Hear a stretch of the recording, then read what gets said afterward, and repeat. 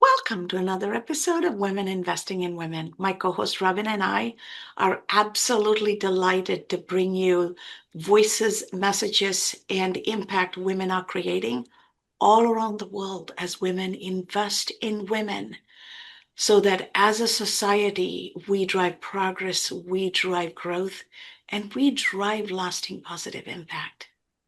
Today, we're going to be talking about women in technology, and the opportunity for women to support one another, to enter the world of technology, utilize technology, leverage technology, and embrace it wholeheartedly so that our lives get better and our ability to navigate this world of AI and technology allows us to live a full, totally impactful life. Take it away, Robin. Awesome. I am so thrilled to introduce Melissa McGovern as she comes and is joining us from England. And so this is truly an international movement. And Melissa focuses on, and her strengths are in technology, computers, computer science, and helping women get their bearings in that field. And I say hats off to her because that is absolutely not my forte. And I have huge respect and admiration for women who that is their forte and they can help the rest of us.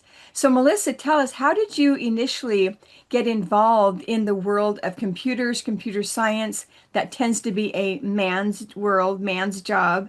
And so tell us how you got involved in it and how that then led to you helping other women. Of course, and thank you for having me today. It's a pure delight to be able to sit down and talk to you about this. So I didn't choose technology or computers when I was growing up. I wanted to be a lot of the traditional things, a teacher, an air hostess, various other things. But I found that in my late teens, I ended up joining the army in Australia, which is where I was born and grew up. And I was in the signals course, so working in signals technology, radio communications, and totally loved it. Absolutely enjoyed the experience there.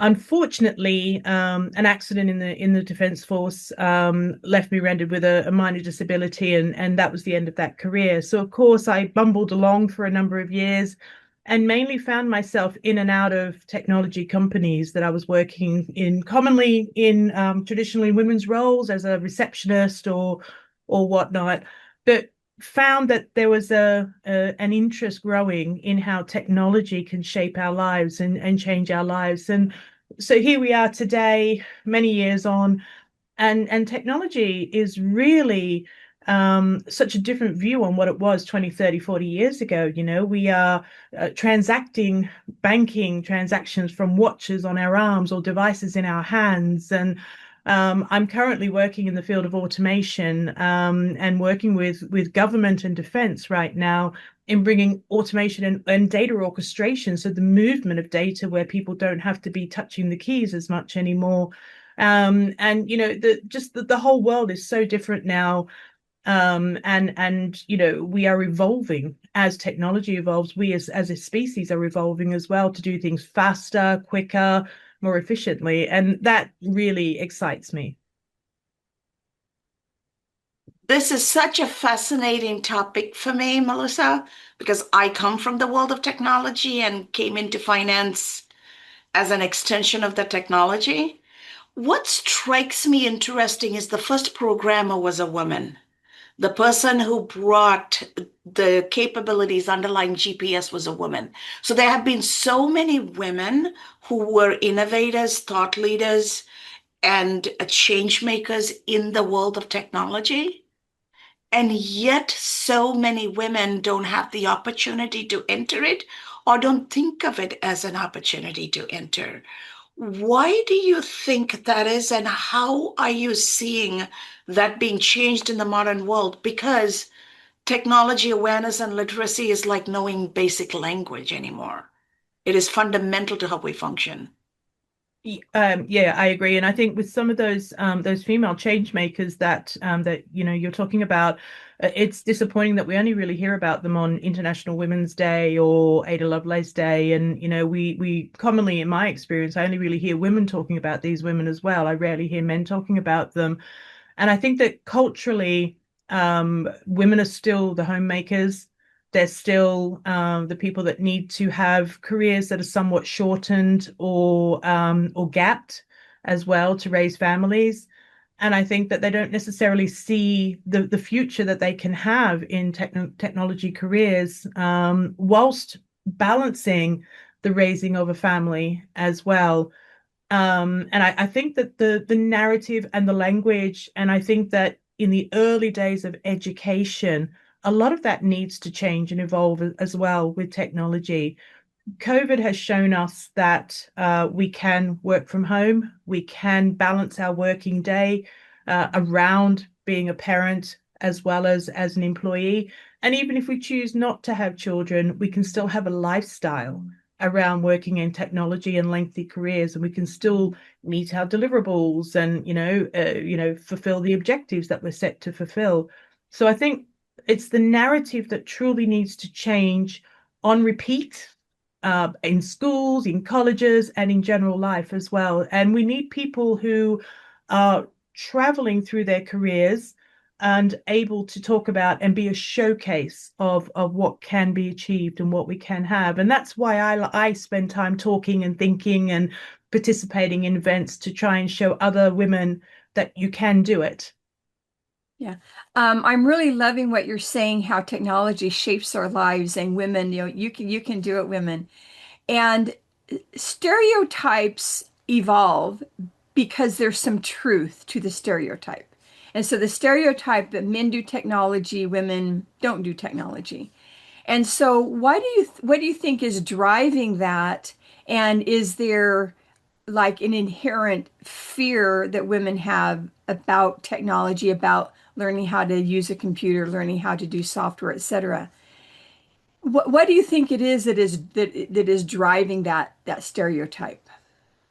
Maybe less fear, but more lack of understanding of where technology can take you. So, and when I talk about technology, I'm not a developer. I've dabbled in development. I've built an online marketplace as a side hustle business and things like that. But I work in other areas of technology where we talk about strategy and outcomes and the like. I spent 20 years as a software tester, actually trying to understand where the technology would or would not fulfill the business outcomes. And one of the things I think a lot about are career pathways in technology, because commonly I think people think it's just sitting at a desk all day, tapping on the keyboard, whereas there's more to it than that. That is just one portion of a technology career. I spent time this week in a room full of government, senior ranking government officials talking about biosecurity in the UK and their thinking. And that is a world away from sitting there tapping on a keyboard. But it was me then thinking about how can I strategize with these people on how technology can help them to do more to keep a country safe. So that's just one example where technology can play a role. So I think we really need to be shaping the pathways and talking about the pathways where technology can take us, whether it's in a leadership position or in a strategy and management position, or whether it's actually executing on the building of the software. And with AI in today's world, the explosion of AI over the last 12 months, certainly in my life, you can do so much more. You don't necessarily need to be a coder anymore to be able to produce solutions and outcomes and applications and things like that. Interesting, you took us to that place of AI. I happen to be a executive partner and CFO for a tech startup firm that just built a new AI, fully sustainable AI model that allows small businesses and medium-sized businesses to function without depending on cloud services and without putting any of their data into the cloud. So you own your data, you have complete control, you're not compromised, security is integrated into it. And that's where the world needs to evolve. And there's going to be a need for women because women bring a different skill set. The creative, nurturing, growing capabilities come from the feminine side. So there is really a evolution of the masculine and the feminine partnering to take this technology to its next level. A single gender cannot do this on its own because then it becomes very predatory, very toxic, and very compromising. What are your thoughts on the opportunities the modern world is opening up for women and how they can best partner with men in the industry because they're going to need the women? I think, to the short answer on that one, I think balance in the world is super important. And I don't think that we've found that balance quite yet. And I really think that women bring a different lens into how technology is built and even how data evolves through technology as well. So I know I will come back to AI again and all of the commentary and conversation around how data is biased towards men, etc. We need more women coming in and building how the technology will work with a feminine lens, I guess is probably not necessarily the right phrase, but I think you grasp my meaning. And the data that's consumed within it, we need more feminine directed data as well. But I sit in rooms right now where I am the only female at the table. And what I want to see are more women at my table who are working with me side by side, working with the men so that we have a balanced environment. And I think the world will tilt in a more aligned way once we achieve that. The question will be how long will that take for society to culturally change their approach? Yeah, that's a really great notion of how long will it take for society to change, and it's people like you out there helping it change. One thing that I'm often interested in with our guests is learning about some of the challenges that they have faced, either externally or internally. And so, can you share some of the challenges that you have seen, the obstacles you've had to overcome, either externally in the environment in which you're working or trying to get into, or internally, kind of fighting your own demons? Oh gosh, how long do we have? If I start with the externally through my career, so in my career, I mentioned being in the army in Australia, serving in the Defence Force. I was one of the first females to serve in a field force unit. So to the point where our bathrooms were brand new. We were that new in the defence. So we obviously had to travel through that world of a very male-dominated environment in the army. But even then, through my technical career, I've spent many a day feeling like I'm not being heard and I'm not being listened to. I can see, my mouth is moving and there's words coming out, but the meaning of what I'm saying is not necessarily being taken on board by. And I'll be honest, I've had some very heated conversations with management over the years because of that, to try and drive a better outcome for the projects I've worked on and the technology that we're delivering as well. And I think that that's still a common thing today. I still find that I'm not always heard. And I do spend a lot of time internally questioning it. Is it because I'm a woman? Is it because what I have to say is not being taken on as valuable by the men in my world? And they will never admit that, but that is the view that you come away with. I've also raised a young man. He's 21 now, and I'm super proud of him. And I'm super proud that he values women in his world as well. He doesn't diminish them in any way.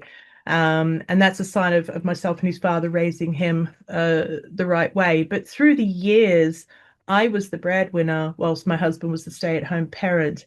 And extreme mum guilt, because you're leaving your child. And that's a societal thing that has driven that thinking because society denotes that women are commonly the caregivers and they stay home and they raise their children. And we were not the norm over the last 21 years. So whilst I'm away trying to negotiate my career path through a lot of men who weren't necessarily hearing what I had to say, I've got a child at home that I'm desperately missing, thinking that he's going to miss out on something. Turns out he's fine, I'm fine. And now I'm on a path to make sure that women are also heard as well in their careers. I love how you are able to bring both the family and the workplace perspectives, Melissa. And that is something we as women who are in that straddle generation have Thank to deal with because we have one foot in tradition and the other foot in breaking tradition and creating new norms. And that also makes this conversation and this platform that much more important as we start talking about, thinking about, and being the women who invest in women. We need those cycle breakers to move the momentum forward for the benefit of women. So I would like to take this opportunity to thank you for everything you're doing, the ways in which you're moving the profession, the impact, and the voices forward. And to our women out there, you heard Melissa talk about the importance of balancing, balancing in the workplace, balancing at home, balancing internally, balancing externally, and find that opportunity for the balance. Find that opportunity to bring the voices together. And before we bring this to a close, Melissa, take a moment and talk to us a little bit about what nugget of wisdom you will leave with our audience and how they can best get a hold of you.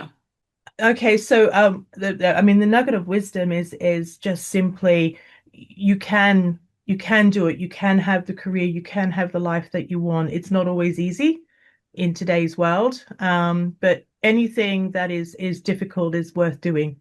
And but know that there are people such as yourselves who are bringing this message out to the world and invested in women, helping women to help everyone along as well.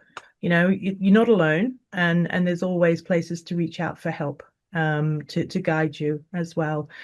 Where you can find me under Melissa McGovern on LinkedIn. I'm always talking on LinkedIn, although I will probably spend a lot of time talking about automation and orchestration and data and things like that. But certainly find me there. You can find me on Instagram as well under the tag BusyMel, Bizimel. And I'm always happy for a conversation anywhere. Thank you so much, Melissa. And we look forward to our audience listening to this, getting back to you with any questions, and we'll direct them to your contact information. And Robin and I have thoroughly enjoyed having you on. This has been a long awaited conversation. We're so thrilled that we got to have it, and the timing is perfect. We are at that cusp of technology pivoting one way or the other. And this is a good time for women to get involved, for women to shape it. Because when women get involved and women shape it, there is more sustainability, more social consciousness, and how it's going to affect our children and our future front and center, as opposed to just profits. So this is a perfect time, and thank you for coming on to have this conversation. And to our women out there, go find whatever passion you have and look for ways to integrate technology to make your life better. Technology is just a tool. It's not a crutch and it's not a monster. So use it as a tool, embrace it, enjoy it, and let's build together because it's going to take all of us.